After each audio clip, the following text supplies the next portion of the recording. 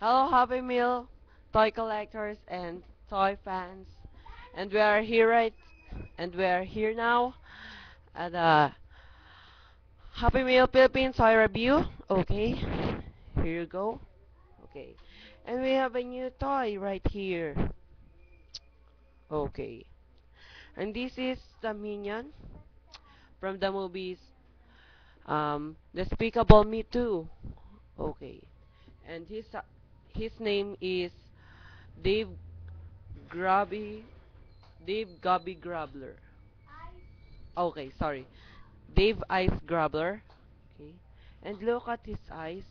He's looking left and right. Yes, that's right. And he's clapping too. Okay. And he is the toy number one, Dave Ice Grabler. And you can purchase him when you buy a McDonald's Happy Meal,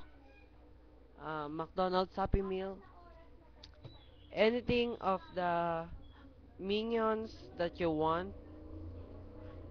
Okay, and there you go. Toy number one, Dave Ice Scrubber. Okay, and here you go.